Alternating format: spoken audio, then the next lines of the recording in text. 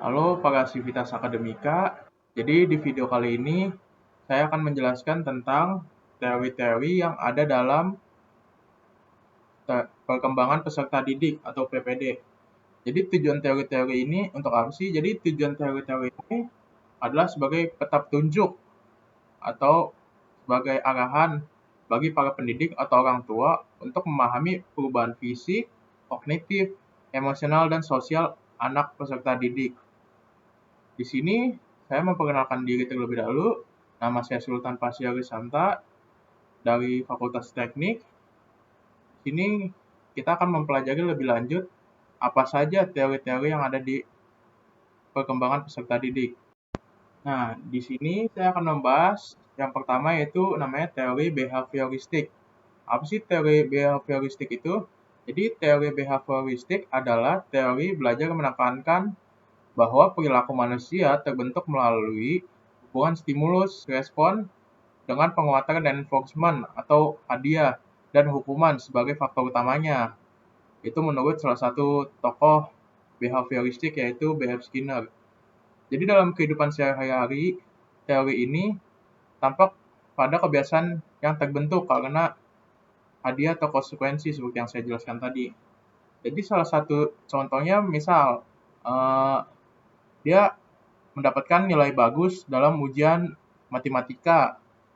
Nah, nanti guru akan memberikan hadiah sebagai imbalan karena dia mengerjakan tugas ulangannya mendapat nilai paling bagus. Alhasil, karena dia diberi hadiah seperti itu, dia akan melakukan behavioristik atau dia akan melakukan hal itu berulang-ulang kali agar mendapatkan hadiah dari gurunya. Dan sedangkan gunanya hukuman dalam teori ini adalah agar ketika misal dia mendapat telat dalam datang ke sekolah dan dihukum gurunya untuk push up. Nah, di dalam otak para peserta didik akan berpikir bahwa kalau dia telat akan terkena hukuman dan selanjutnya lagi dia tidak akan mengulangi telat karena kebiasaan seperti itu bakal dapat hukumannya seperti itu. Nah, yang kedua di sini ada namanya teori kognitif.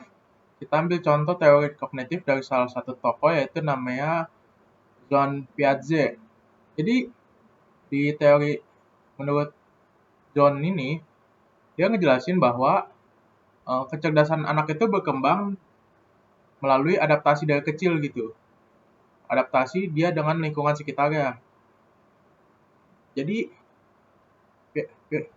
Piaget ini nih menolak kata-kata kayak anak-anak itu adalah wadah kosong yang harus dapat informasi dari kita. Dia tuh menolak teori kayak gitu. Sebaliknya dia tuh menegaskan kayak anak-anak kecil itu bertindak seperti ilmuwan kecil yang aktif, yang bisa mengeksplorasi, bereksperimen, dan membangun pemahaman mereka sendiri melalui interaksi dengan lingkungan sekitarnya. Nah, John Piaget ini ngebagi teori dia menjadi 4 tahap utama, yaitu pada saat berumur 0 sampai 2 tahun, 2 sampai 7 tahun, 7 sampai 11 tahun, dan 11 tahun sampai seterusnya. Di 0 sampai 2 tahun ini dia anak-anak tuh belajar melewati panca indera dan gerakan-gerakan fisik yang diberikan oleh orang tua. Nah, di umur 2 sampai 7 tahun, mereka tuh itu udah mulai bisa berbahasa gitu. Kayak udah mulai bisa ngomong, udah ngerti simbol-simbol yang kita tunjukin.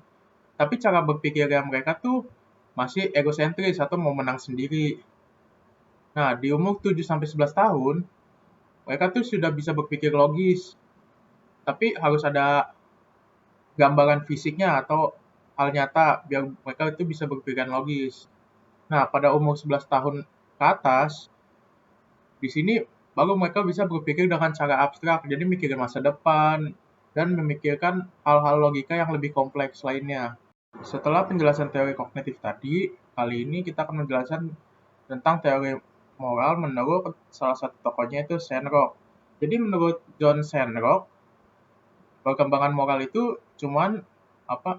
Perkembangan moral itu nggak sesederhana kita tahu salah atau benar ya. Sandrock tuh ngebagi teori moral itu menjadi 4 bagian yang saling berhubungan. Jadi yang pertama ada tentang pikiran, penalaran moral kita. Jadi, bagaimana kita bisa memikir dan mengambil keputusan saat menghadapi dilema moral kita. Yang kedua tuh ada perilaku. Jadi, hal yang kita pikirin tuh nggak cuma di otak, tapi gimana tindakan kita saat di lapangannya. Apakah kita berkata jujur atau cuma ngomong doang. Yang ketiga ada perasaan. Jadi ini soal emosi moral yang ada di dalam diri kita. Kayak rasa bersalah, ada nggak saat kita berbuat salah, atau rasa empati ke orang lain gitu. Yang keempat ada ketika nilai-nilai moral itu udah menyatu dan jadi jati diri kita, itu adalah kepribadian. Jadi menurut Shenrock tuh, orang yang bermoral tuh nggak cuma pintar berteori doang, tapi yang pikiran, perasaan, tindakan, dan kepribadiannya itu sinkron. Selanjutnya di sini ada namanya teori sosiokultural. Jadi di teori ini tuh di sini tuh menekankan bahwa perkembangan kognitif anak terbentuk melalui interaksi sosial dengan lingkungan budaya dan penggunaan bahasa sebagai alat mediasi utama dalam proses belajarnya.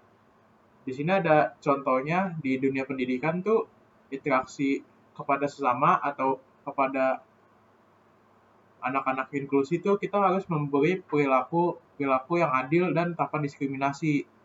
Nah, interaksi sesama dan anak inklusif tuh di kehidupan sehari-hari kita tuh kayak harus saling menghargai. Nah, ada contohnya lagi dalam pendidikan karakter. Di dunia pendidikan tuh kita harus tanamkan kayak toleransi, empati, dan kerjasama. Dan contohnya di kehidupan sehari-hari itu kita harus membentuk uh, kepribadian kita yang percaya diri dan adaptif. Selanjutnya di sini ada namanya teori humanistik. Jadi tuh teori humanistik tuh berfokus pada potensi diri manusia untuk tumbuh, berkembang, dan mencapai aktualisasi dirinya sendiri.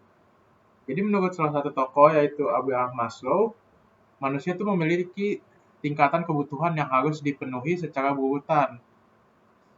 Kayak orang tuh nggak bisa fokus kalau mengembangkan potensi dirinya, kalau kebutuhan dasarnya aja belum terpenuhi. Jadi tingkatan menurut Maslow itu ada 5. Yang pertama itu kebutuhan fisiologis. Kebutuhan fisiologis itu adalah kebutuhan fisik seperti makan, minum, tidur, dan tempat tinggal. Setelah dapat kebutuhan fisiologis, yang kedua adalah namanya kebutuhan keamanan. Menurut Abraham Maslow, kebutuhan keamanan seperti rasa aman dari bahaya fisik, stabilitas, dan perlindungan dari hukum. Setelah mendapatkan kebutuhan keamanan, selanjutnya kita membutuhkan kebutuhan sosial seperti rasa dimiliki atau dicintai. Jadi kita mempunyai kebutuhan seperti hubungan pertemanan, keluarga, pasangan, atau rasa yang kita berasa diterima dalam suatu kelompok.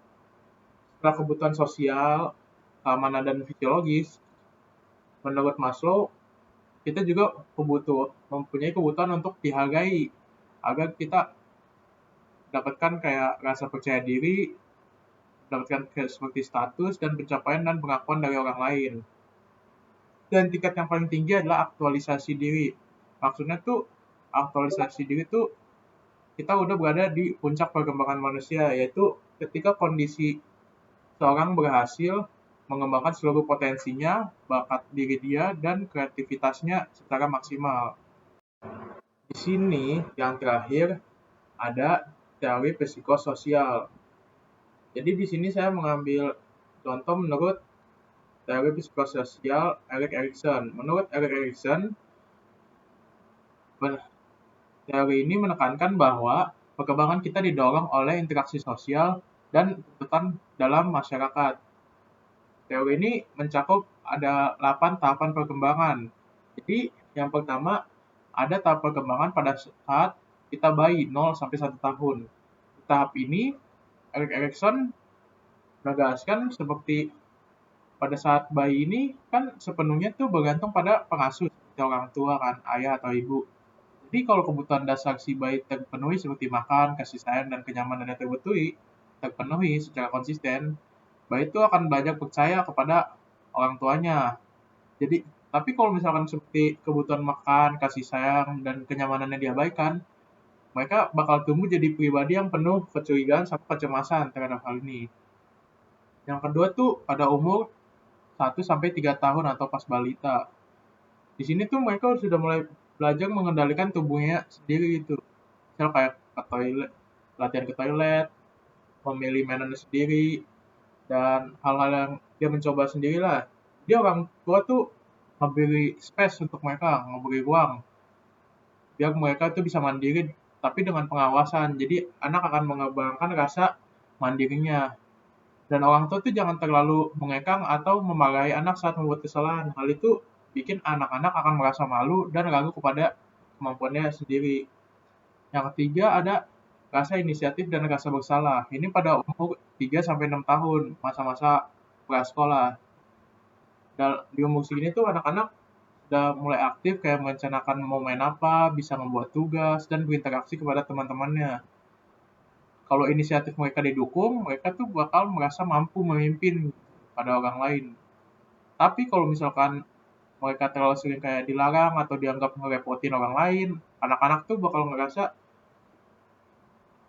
merasa bersalah gitu karena dianggap ngeganggu teman-temannya. Nah, ini usia 6 sampai 6 tahun, 6 sampai 12 tahun atau masa-masa sekolah.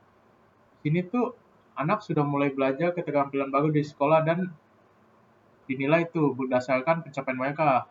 Kalau mereka didorong dan diapresiasi usahanya, mereka akan tumbuh menjadi seorang pribadi yang tekun dan percaya diri. Sebaliknya, kalau mereka sering dibanding-bandingin atau selalu gagal dan tidak mendapatkan apresiasi, mereka akan merasa rendah diri gitu, inferior.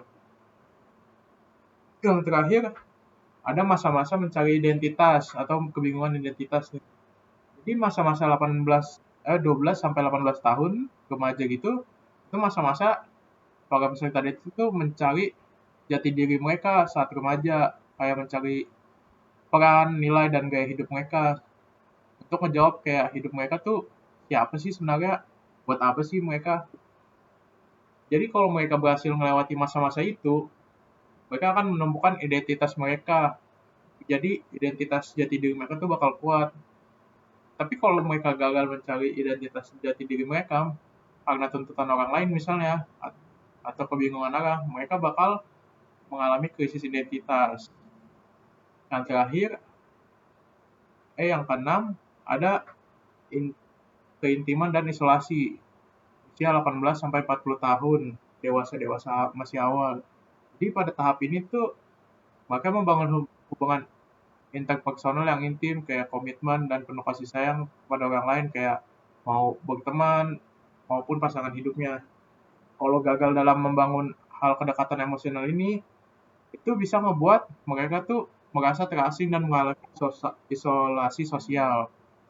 Yang terakhir itu ada stagnasi dan generativitas di umur 40 sampai 65. Di umur-umur segini itu mereka berfokus pada kontribusi pada dunia seperti membesarkan anak, produktif dalam karir, atau aktif dalam lingkungan masyarakat. Mereka tuh bakal bikin perasaan mereka tuh bahwa mereka tuh berguna bagi generasi penerus yang disebut generativitas. Tapi kalau mereka gagal dan merasa tidak menghasilkan apa-apa untuk dunia atau hidup yang monoton, mereka akan mengalami stagnasi. Kira-kira segitu saja beberapa pembahasan yang mungkin saya bahas. Kurangnya bisa tulis di kolom komentar. Terima kasih telah mendengarkan apa yang saya sampaikan. Wassalamualaikum warahmatullahi wabarakatuh.